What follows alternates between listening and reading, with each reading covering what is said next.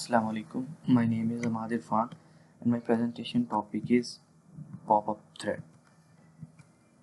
सबसे पहले thread basically जब हमारे सिस्टम के अंदर एक प्रोसेस क्रिएट होता है तो उसके अंदर हमारे पास डिफरेंट सब प्रोसेसेस और लाइट वेट प्रोसेसेस होते हैं जिन्हें हम थ्रेड कहते हैं। जब भी एक थ्रेड क्रिएट होता है तो उसके पास अपना एक रजिस्टर, अपना काउंटर और स्टैक होता है। थ्रेड एक प्रोसेस के अंदर सिंगल सीक्वेंशियल फ्लो है जो कि इंडिपेंडेंटली एग्जीक्यूट होता है।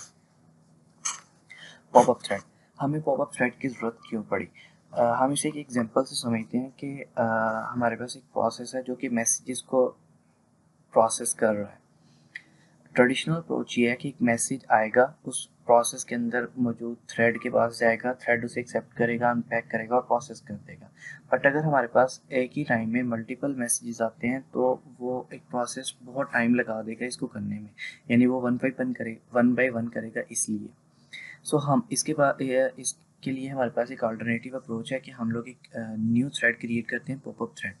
अब होगा ये कि जैसे ही एक मैसेज आएगा, प्रोसेस के पास एक पॉपअप थ्रेड क्रिएट होगा, वो उसे एक्सेप्ट करेगा, अनपैक करेगा और प्रोसेस कर देगा।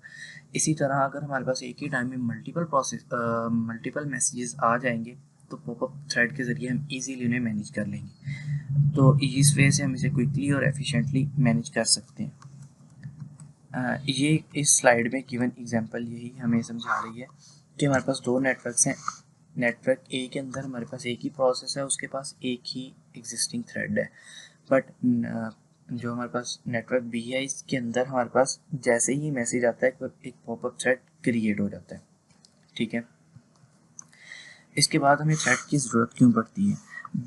बिकॉज एक ही प्रोसेस के अंदर मल्टीपल थ्रेड्स होते हैं और थ्रेड्स को इजीली क्रिएट हो सकते हैं और ये कम टाइम लेते हैं बनिस्बत प्रोसेस के क्रिएट होने में और एक काम को सर अंजाम देने में।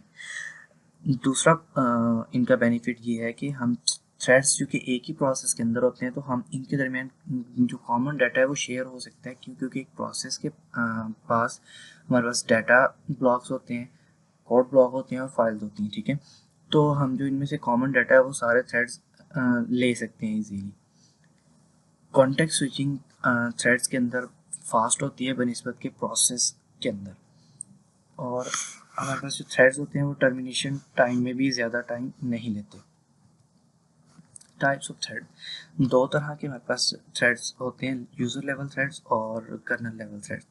यूज़र लेवल थ्रेड्स जो होते हैं उनको ऑपरेटिंग सिस्टम रिकॉग्नाइज नहीं करता, उनको एक एप्लीकेशन ही मैनेज कर रही होती है। इसके अलावा यूज़र लेवल थ्रेड्स को क्रिएट करना और मैनेज करना बहुत ईजी है, जैसा कि हमारे पास इसकी एग्जांपल्स हैं जावा threads, पॉजिक threads.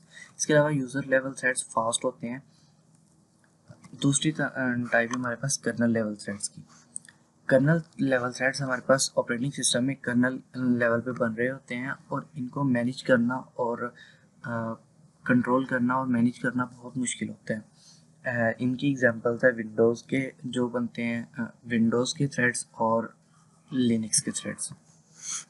Syntax to create thread, अगर हम सी लैंग्वेज यूज़ कर रहे हैं तो उसमें हमारे पास एक लाइब्रेरी गिवन है pthread.h के नाम से, हम उसको यूज़ करके थ्रेड्स को क्रिएट कर सकते हैं। इसी लाइब्रेरी को जब इंक्लूड करेंगे तो इसके अंदर हमारे पास फंक्शन है pthread_create का, जो कि 4 पैरामीटर्स लेता है।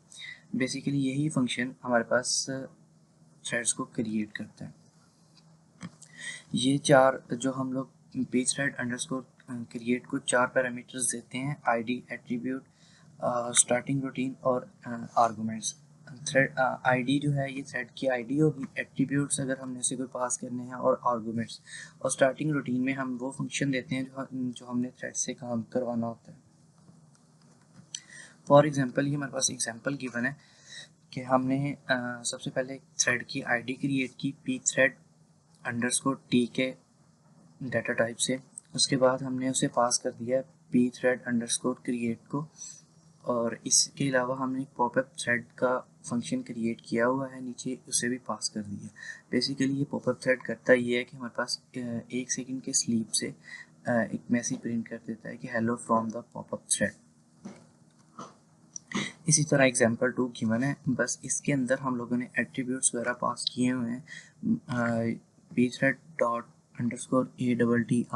pthread_addr_init क्या एक फंक्शन है, इसके ज़रिए हम इसको एट्रीब्यूट्स पास करते हैं और फिर एंड पे हम पी थ्रेड डॉट ज्वाइन का एक फंक्शन कॉल करते हैं। बेसिकली ये फंक्शन करता ये है कि हमारे मेन यानी जो हमारा मेन ब्लॉक लिखा हुआ है कोड का, उसके एग्जीक्यूट होने से पहले पहले थ्रेड को कंप्लीट करता है, यानी कि थ्रेड को कम्प्लीटली एग्जीक्यूट कर देता है।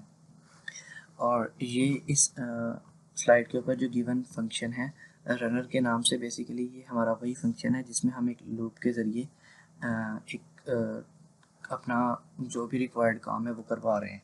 उसके बाद हमारे पास आता है पी थ्रेड अंडरस्कोर एग्जिट, ये हमारे पास उस थ्रेड को कम्प्लीटली एग्जिट कर देता है।